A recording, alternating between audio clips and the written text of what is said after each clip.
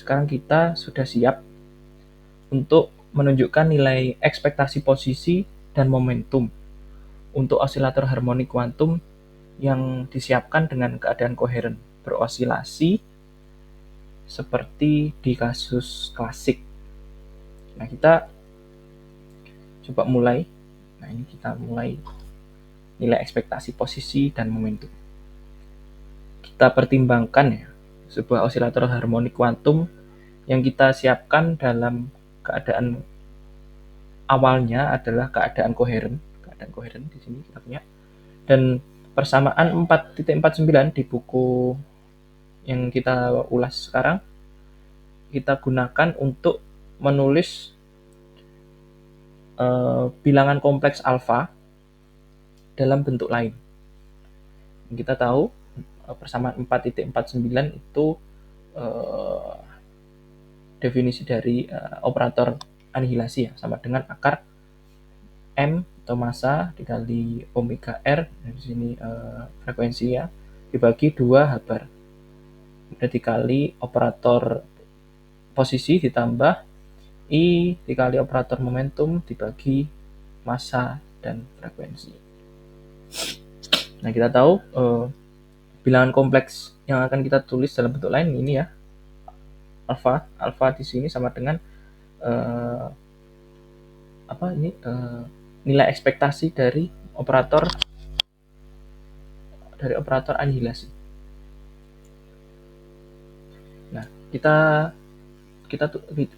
jabarkan apa itu alfa, apa itu A di sini atau operator anihilasinya. Kita langsung substitusi aja dan dia menjadi seperti ini, akar MBR per 2 Habar alfa operator X alfa cat tambah I per akar 2 Habar M omega R per alfa operator momentum cat alfa. Nah, dari bentuk ini kita tahu bahwa nilai ekspektasi posisi dan momentum itu sebanding dengan komponen real dan komponen imajiner dari alfa. Kalau kita tulis ulang, apa itu X0 ya? Itu X0 kan berarti coherent state dengan coherent state alpha, dan operator X kita dapatkan nilai ekspektasinya adalah sama dengan akar 2 Habar per M omega R komponen real dari alfa. Seperti itu. Begitu pula dengan momentum ya. Operator momentum nilai ekspektasinya momentum awal kita dapatkan akar 2 Habar M omega R per komponen imajiner dari alfa. Seperti itu.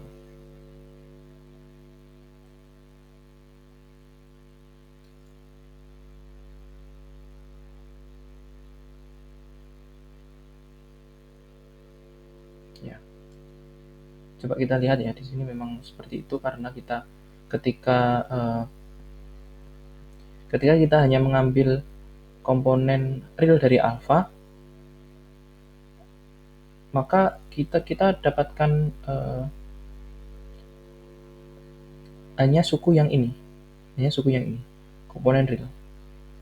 Jadi nanti komponen real sama dengan akar bla bla bla dikali ini saja ya. Ini tidak diperhatikan, hanya ini saja karena komponen real. Kemudian kita pindah ruas yang akar ini ke sisi real alfa tadi. Nah, kita dapatkan ini di nilai ekspektasi operator X sama dengan seperti ini ya. Ya, nanti kalian bisa coret-coret sendiri dan petunjuknya adalah seperti itu. Dan ini dalam buku mana nanti ya, itu ditulis di persamaan 4.67 dan yang untuk momentum persamaan 4.68. Nah, dan time evolution sistemnya, jadi ketika T lebih dari 0 ya, sudah berdinamika dengan waktu, itu kita tuliskan dengan alpha fungsi T seperti ini. Keadaan koherennya sama dengan time evolution dikali keadaan koheren alpha sama dengan E pangkat 1 per I H bar dikali Hamiltonian R dikali T. Nah, ini untuk operator time evolutionnya ya, dikali coherent state alpha. Oke, nah perlu kita garis bawahi bahwa di sini kita hanya memperhatikan suku dengan anihilasi dan kreasinya ya. Untuk suku vakumnya itu kita hilangkan, kita abaikan, namun tanpa kita kehilangan generalitas. Jadi bentuk dari Hamiltonian yang awalnya H bar omega R dalam kurung A dagger kali A ditambah setengah, sekarang menjadi seperti ini ya. Setengahnya itu sudah hilang. Itu Hamiltonian R sama dengan H bar omega R A dagger dikali A. Dan A dagger dikali A itu tadi kita sudah tahu bahwa dia sebenarnya adalah N, operator angka. Oke. Sehingga kita bisa tulis ulang keadaan alpha fungsi T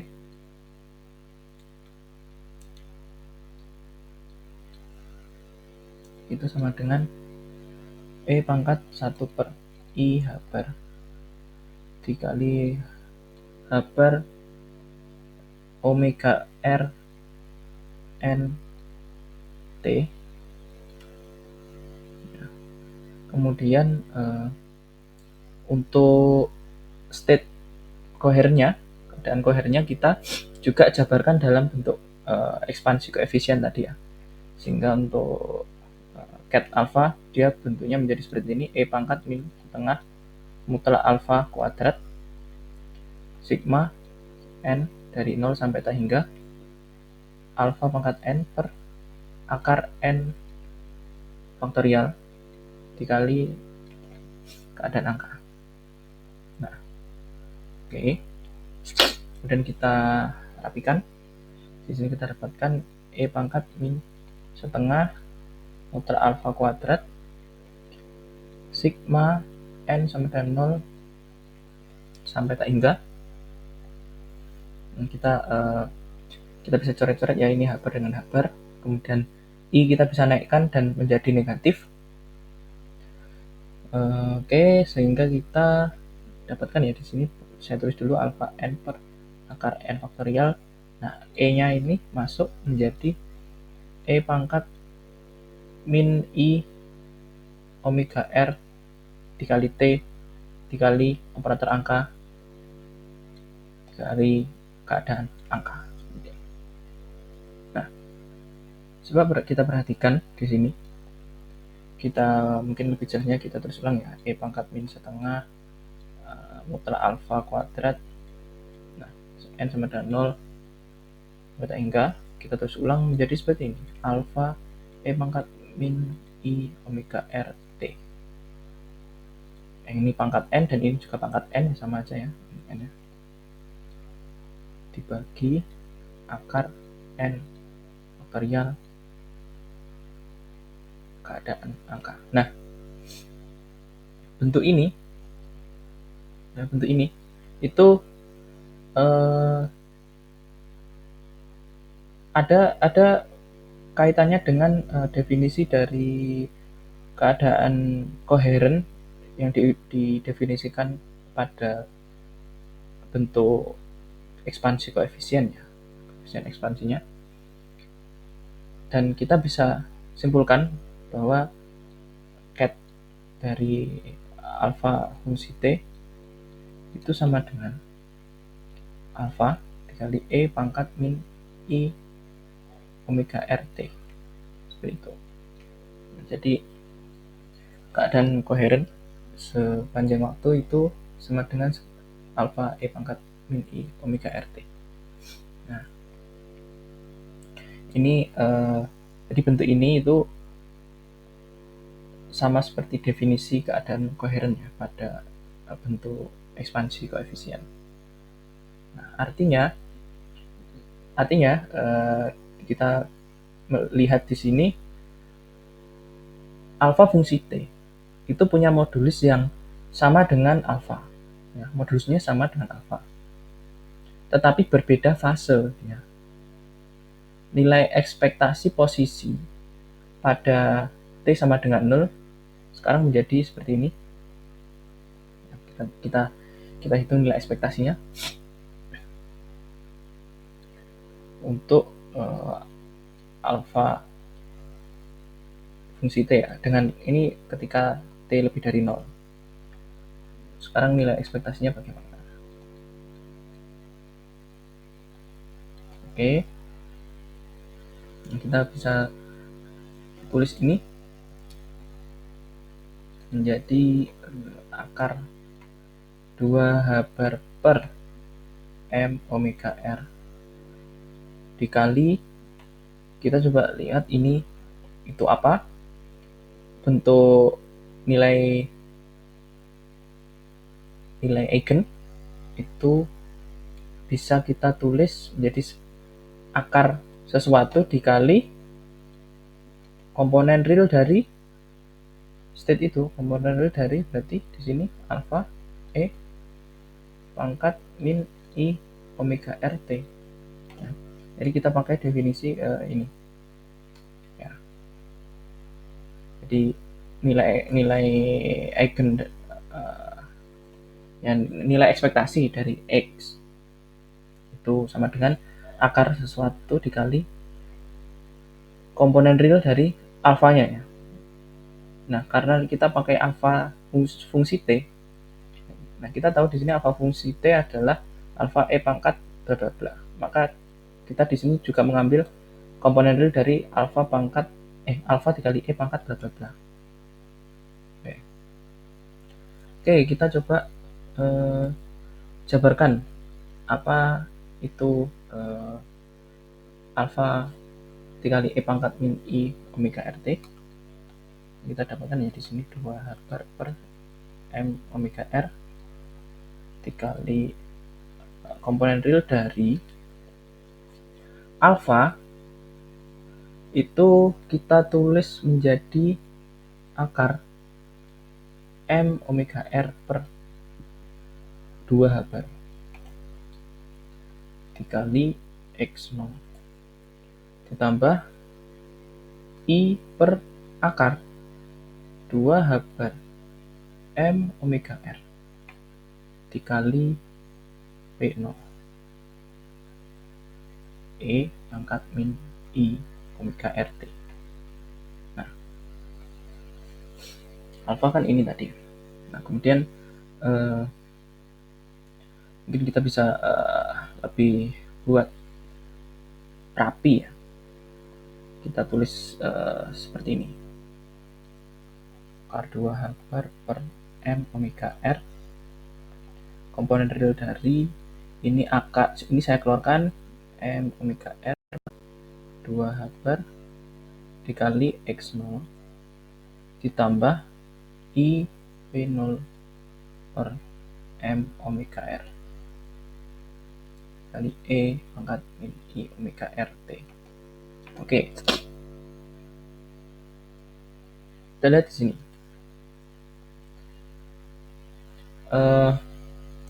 Kita jabarkan ya.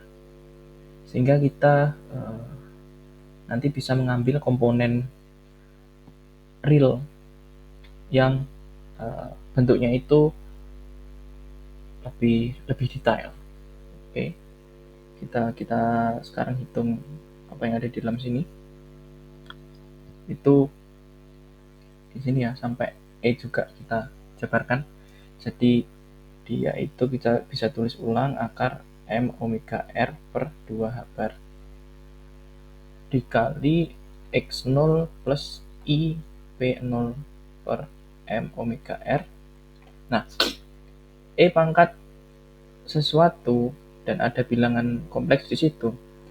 Secara definisi kita bisa tulis menjadi cos min omega RT plus I sin min omega RT. Oke. Di sini dia hasilnya akar M omega R per 2H bar. Kita pecah ya, kita lebih buka. Jadi ini dikali X0, kemudian dikali penjabaran E pangkat sesuatu tadi berarti cos ini ya min omega RT plus I. Oh, ini langsung saya tulis negatif aja. Oh, langsung saya tulis pakai ini cos min sesuatu menjadi positif cos ya. Tetap ya dia menjadi seperti ini. Sedangkan yang sin ini ketika ini saya ubah menjadi positif ya, negatifnya itu keluar ya. Jadi min I sin omega RT. Oke. Ditambah akar M omega R per 2H bar dikali I P0 per M omega R cos omega RT min I sin omega RT. Oke. Nah, berarti komponen realnya di sini apa saja? Komponen realnya berarti ada ini dikalikan dengan cos, namun tidak dikali dengan sin karena sin itu komponen imajiner ya. Kita kalikan dengan cos saja, dan sebelah sini itu juga perkaliannya akar sesuatu dan di dalam kurung ini dengan sin, karena nanti ketemu I dengan I sehingga bilangan kompleks di sini akan hilang sehingga menjadi komponen real. Dia malahan tidak dikali dengan cos tapi dengan sin ini. Oke, kita tulis, maka kita dapatkan X dalam fungsi T itu akar 2H bar per M omega R akar M omega R per akar iya betul, akar M omega R per 2H bar dikali X0, X0 dikali dengan cos ya, dikali dengan cos omega RT, dan untuk sebelah sini kita dapatkan akar M omega R per 2H bar P0 per M omega R dikali sin omega RT. Nah, seperti itu. Karena di sini I dikali min I hasilnya adalah positif. Seperti itu. Nah, kita buat lebih rapi, maka kita dapatkan X fungsi T itu kita bisa coret-coret dan kita dapatkan X0 cos omega RT plus P0 per M omega R sin omega RT. Ya. Kita dapatkan fungsi posisi terhadap waktu, bentuknya seperti ini. Ini adalah fungsi posisi keadaan koheren. Nah, begitupun dengan momentum sebenarnya. Momentum dia kita jabarkan menjadi seperti ini kan. Akar 2H bar M omega R dengan komponen dikali komponen imajiner dari alfa. Nah, ini alfa fungsi T kita tulis menjadi alfa E pangkat min I omega RT. Oke. Nah, kita dapatkan di sini akar 2H per M omega R. Kita jabarkan alfanya. Kita jabarkan alfa menjadi seperti ini. M omega R per 2H per X0 ya, plus I per akar 2H per M omega R P0 E pangkat min I omega RT. Oke, kita ambil komponen imajinernya, sehingga kita hanya mendapatkan akar M omega R per 2H bar. Ini langsung saya keluarkan, dikali min sin omega RT dikali X0 ditambah cos omega RT P0 per M omega R. Oke, nah nanti ketika kita jabarkan lagi E pangkat sesuatu ini, nanti kan bentuknya sama seperti ini. Ya ini bentuknya kan seperti ini. Nah, ketika diambil komponen imajinernya, berarti kita ambil ininya kan, akar sesuatu dikali X0 dikali sin, min sin, dikali min sin, karena ini komponen imajinernya. Nah, dikali min sin ya. Benar, dikali min sin, kemudian di sini ada X0. Nah, kemudian suku yang kedua, akar sesuatu dikali I bla bla bla bla. Nah, untuk komponen imajinernya berarti kan dikali cos, positif. Oke, kita dapatkan di sini dikali positif cos P0 per M omega R. Kita sederhanakan, dia menjadi min M omega R sin omega R kali T X0 plus cos omega RT kali P0. Ya, kita bisa coret-coret dan kita dapatkan ini. Dan lagi-lagi ya, nilai ekspektasi dari momentum untuk T lebih dari 0 itu nilainya adalah ini, omega RT P0 min M omega R sin omega RT X0. Nah,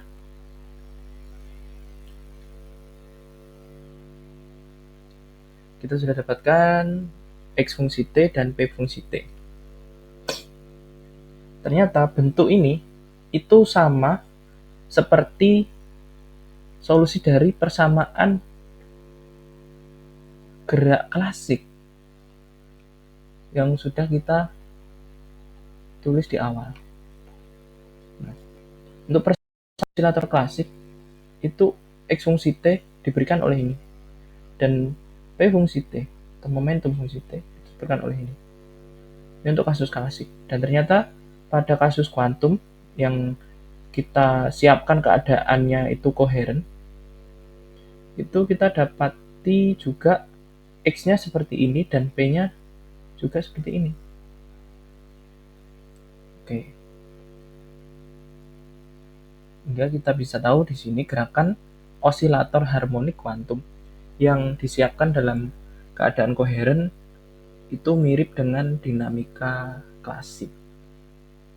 Oke. Dan tadi kita sudah bahas beberapa bahwa secara matematis, ini saya coba merangkum ulang ya. Jadi secara matematis kita apa sih keadaan koheren itu? Kalau secara matematis itu tadi time evolution-nya itu mirip dengan osilator harmonik klasik seperti itu. Dari time evolution aja udah sama seperti harmonik klasik, dan kita ternyata di sini dapatkan juga fungsi X dan fungsi momentumnya P Itu juga sama seperti kasus osilator harmonik klasik. Kemudian kedua, secara matematis keadaan koheren itu juga merupakan eigenstate dari operator anihilasi kan. Tadi bahwa operator anihilasi yang dikenakan keadaan koheren itu ternyata sama dengan besaran alfa, bilangan kompleks itu tadi nanti, dikali keadaan koheren itu sendiri. Jadi eigenstate dari operator anihilasi adalah keadaan koheren. Dan contoh keadaan koheren secara fisis itu kita bisa temui pada device superkonduktor ya. Ketika kita mengirim penggerak resonansi atau resonance drive ke sebuah microwave resonator pada suatu resin kuantum atau quantum regime bahasa Inggrisnya, itu bentuk fisiknya. Dan kita lanjut, osilator harmonik yang disiapkan pada keadaan koheren, probabilitas mengukur osilator di posisi tertentu atau X di sini itu mengikuti distribusi Gaussian ya. Hal ini terjadi karena fungsi gelombang keadaan koheren dalam eigenbasis posisi itu diberikan oleh ya, fungsi gelombangnya si alpha, fungsi X sama dengan inner product dari X dan alpha state. Sehingga ini kita bisa jabarkan jadi E pangkat min setengah mutlak alpha kuadrat sigma n sama dengan 0 sampai tak hingga alpha pangkat n per akar n faktorial state X dan bra X dan ket n. Oke, nah kita di sini melakukan pengubahan bentuk ya dari state alpha ini menjadi ekspansi koefisiennya, dan kita masukkan X-nya langsung ke dalam sehingga mereka kedua bertemu ya, state X dan state angka n. Nah, menggunakan persamaan 4.47 yang ada di buku ini, buku karya Manenti, itu kita dapatkan ini psi n fungsi X itu sama dengan ini kan, bracket X dan n itu nilainya sama dengan per akar 2 pangkat n dikali n faktorial dikali akar lambda per akar pi dikali Hermitian polinomial n fungsi lambda X dikali E pangkat min setengah lambda kuadrat X kuadrat. Ini apa? Ini kita dapatkan dari mana? Ini itu kita dapatkan dari solusi persamaan gelombang untuk osilator harmonik kuantum. Jadi bab sebelum coherent state ini membahas mengenai osilator harmonik kuantum. Dan di bab 4.6 ini baru membahas keadaan coherent. Kita bisa temukan di persamaan 4.47 untuk solusi persamaan gelombang osilator harmonik kuantum. Nah, di sini dengan nilai n itu lebih dari atau sama dengan 0. Dan nilai lambda itu didefinisikan sebagai akar m omega r per bar. Dan untuk Hn itu tadi disebutkan bahwa dia itu adalah polinomial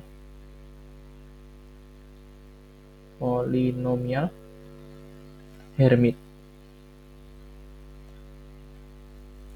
Oke, coba kita tulis ulang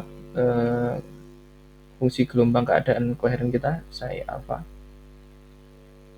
fungsi X itu menjadi E pangkat min setengah mutlak alpha kuadrat dikali sigma n sama dengan 0 sampai tak hingga alpha pangkat n per akar n faktorial dikali, nah di sini ada bracket X dengan n, dan itu kita tahu dari persamaan 4.47 bentuknya seperti ini, maka kita tulis menjadi 1 per akar 2 pangkat n faktorial akar lambda per akar pi polinomial Hermit Hn polinomial Hermit dari lambda kali x pangkat min setengah lambda kuadrat x kuadrat. Oke, kita rapikan menjadi akar lambda per akar pi pangkat setengah lambda kuadrat x kuadrat pangkat min setengah mutlak alfa kuadrat dikali n sama dengan 0 sampai tak hingga alfa n per akar n faktorial n faktorial dikali n faktorial tinggal n faktorial keluar dari akar dikali akar 2 pangkat n dikali polinomial Hermit dari lambda x.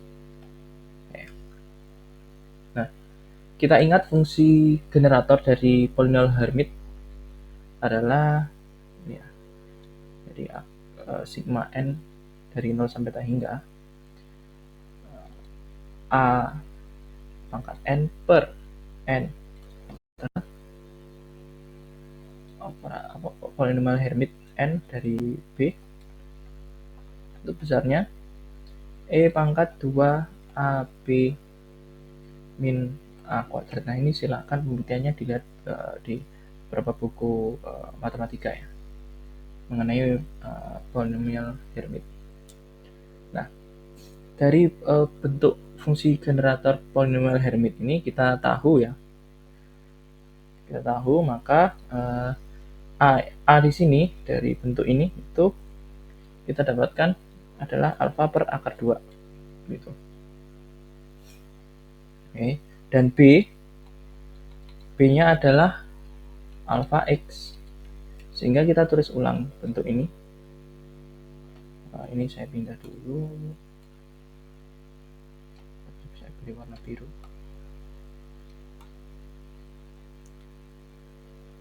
Sama dengan ya ini alfa sama dengan akar lambda per akar pi pangkat min setengah lambda kuadrat x kuadrat pangkat min setengah mutlak alfa kuadrat pangkat ini kita pakai definisi ini fungsi generatornya pangkat 2 dikali AB kan, A nya itu alfa per akar 2 B nya alfa x lambda x dan dikurangi alfa kuadrat per 2 itu karena A kuadrat ya, sehingga ini adalah ini. Oke, kita rapikan. Ini berarti nilainya sama dengan akar lambda per akar pi pangkat ini saya ubah-ubah tempatnya aja, tidak masalah, alfa mutlak kuadrat dikurangi setengah alfa kuadrat min setengah lambda kuadrat x kuadrat ditambah akar 2 lambda x alfa. Jadi untuk 2 dikali alfa per akar 2 lambda x ini bentuknya menjadi seperti ini. Karena kita bisa ubah lah ya, ini 2 per akar 2 itu menjadi sama dengan akar 2. Nah, maka dari itu kita dapatkan bentuknya adalah ini.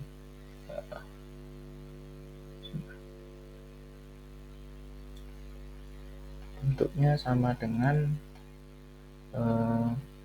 akar lambda per akar pi pangkat min setengah ini saya mau itu ya, saya mau ubah bentuknya ya biar lebih rapi. Mutlak alfa kuadrat min alfa kuadrat dikali E pangkat min setengah lambda X min akar 2 alfa kuadrat. Ya, ini.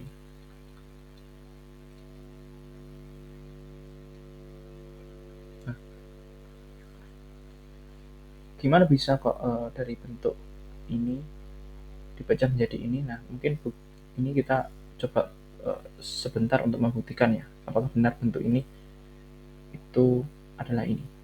Nah, jadi kita awali dengan sini ya, dari bawah, jadi min setengah alfa kuadrat min alfa kuadrat min setengah lambda X min akar 2 alfa itu kuadrat kan.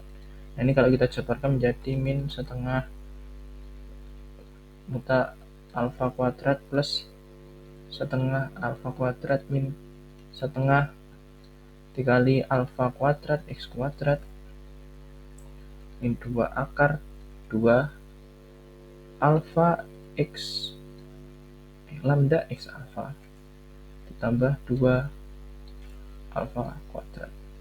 Oke. Itu ya. Jadi ini yang dikuadratkan menjadi seperti ini. Oke. Dan dia bentuknya sekarang menjadi seperti ini, min setengah alfa mutlak kuadrat plus setengah alfa kuadrat min. Nah, ini kita masukkan ya setengahnya, jadi menjadi setengah alfa kuadrat X kuadrat plus akar 2 lambda X alfa min alfa kuadrat. Ini ada alfa kuadrat, sehingga bentuknya kita dapatkan menjadi min setengah alfa mutlak kuadrat min setengah alfa kuadrat min setengah lambda kuadrat X kuadrat plus akar 2 lambda X alfa. Sudah terbukti ya. Jadi bentuk ini itu sama dengan yang di atas ini. Oke. Next kita membahas ya probabilitas untuk mengukur osilator sekitar X itu besarnya ini. Untuk sebentar ini saya turunkan sedikit.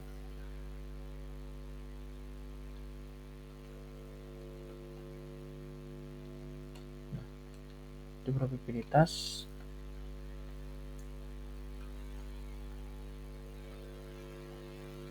kita mengukur osilator sekitar X ya.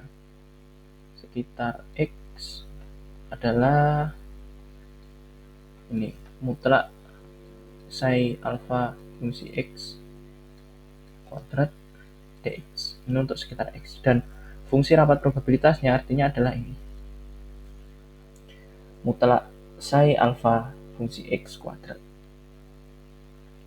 Nah, dia itu bentuknya Gaussian yang terpusat pada ya, dia ini Gaussian,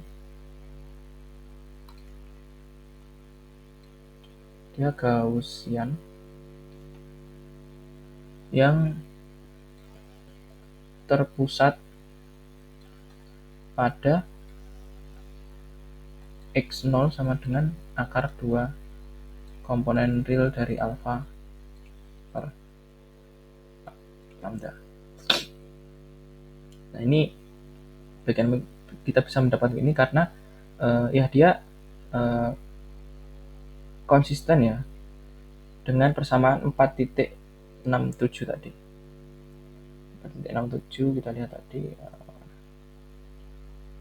Nah, ini ketika X0 itu berarti dia punya pusat di akar 2 per lambda. Akar 2 per lambda.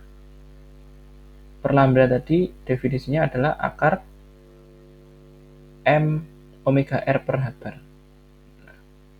dikali komponen real dari alfa. Ya, dia konsisten. Kita bisa lanjut.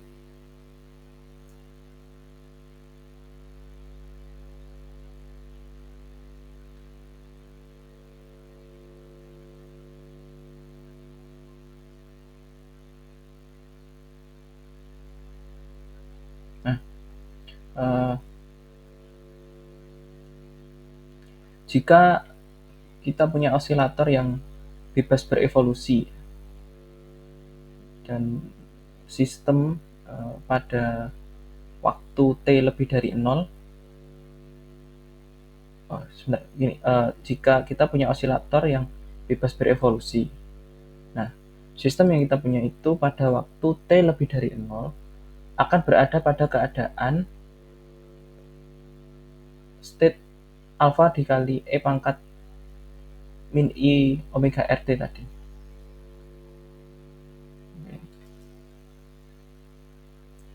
Jadi sebentar, mungkin saya berikan langsung visualisasinya.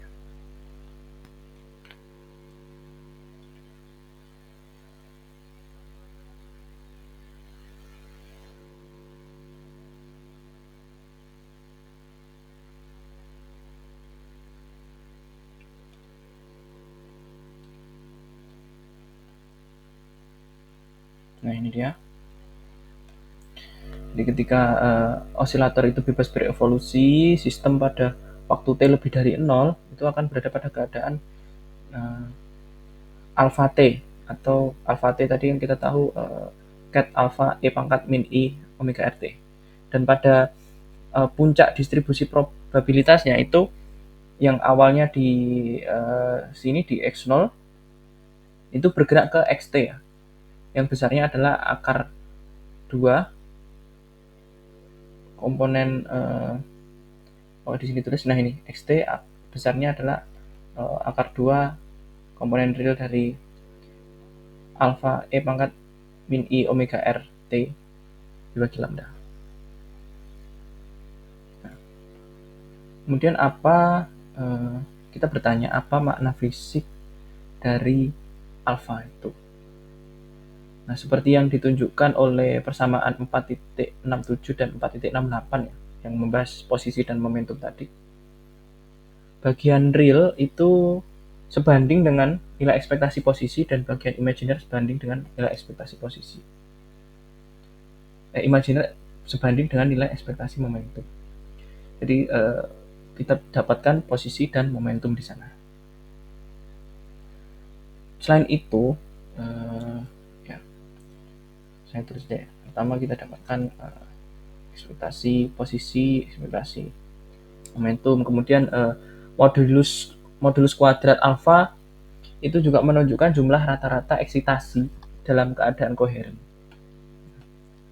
Karena ini modulus kuadrat alfa ya, modulus kuadrat alfa itu sama dengan alfa konjugate kali alfa. Dan dia alfa konjugate itu besarnya bisa ditulis menjadi beralfa A dagger, kemudian alfa ini bisa ditulis menjadi A dikali ket alfa. Nah, dia kan hasilnya yang tengah ini adalah keadaan operator angka kan. Jadi bisa ditulis ulang menjadi seperti ini. Nah, apa maknanya? Itu tadi seperti yang saya bilang, modulus kuadrat alfa itu menunjukkan jumlah rata-rata eksitasi dalam keadaan koheren. Nah, kan operator angka kan dia memberikan kita jumlah rata-rata eksitasi.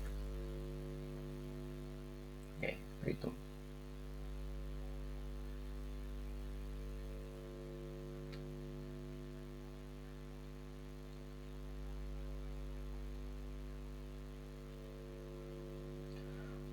Oke, oleh karenanya nilai ekspektasi energi untuk keadaan koheren adalah ini.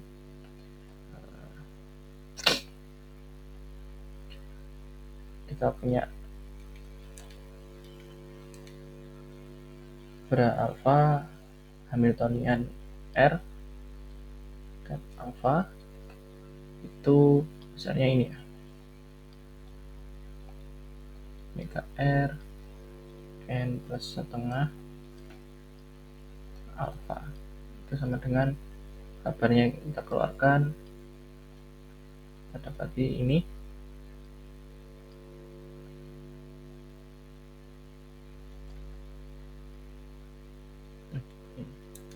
alfa setengah. Oke, dan dia adalah H bar omega R muter alfa kuadrat plus 1/2.